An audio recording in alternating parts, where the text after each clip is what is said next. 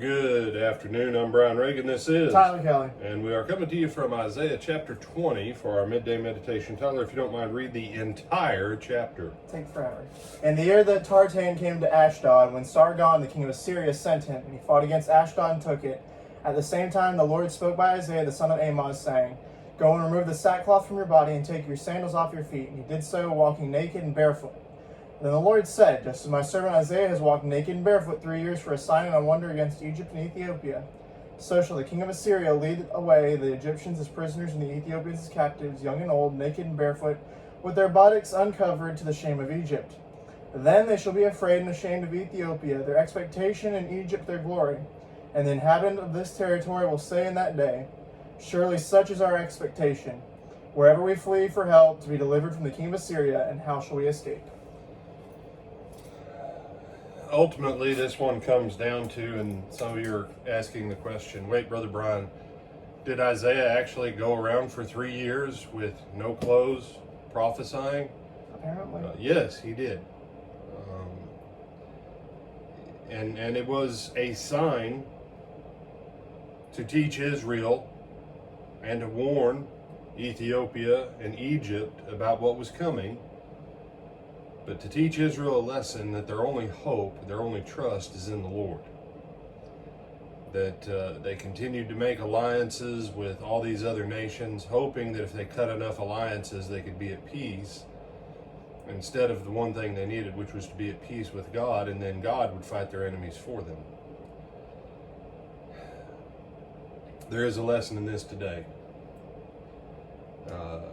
As we see things in the news where governors and mayors and others tell churches you can't meet or else, but they'll allow rioters to assemble in the streets and loot and burn. And these pastors and churches, and in our own brotherhood, you got churches that are like, well, we still won't meet yet. Really? Have everybody put on gloves and masks, make sanitizer available, and show up.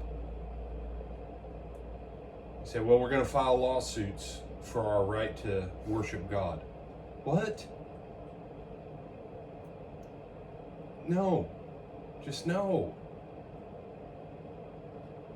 Israel needed to put their faith and trust and hope in God. They needed to repent of trusting in other things. And in America, I'm not saying COVID's from God. I believe COVID's from the devil.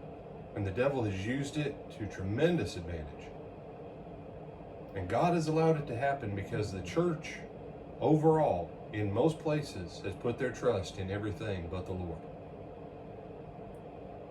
And all those things that we've trusted in are all coming to naught.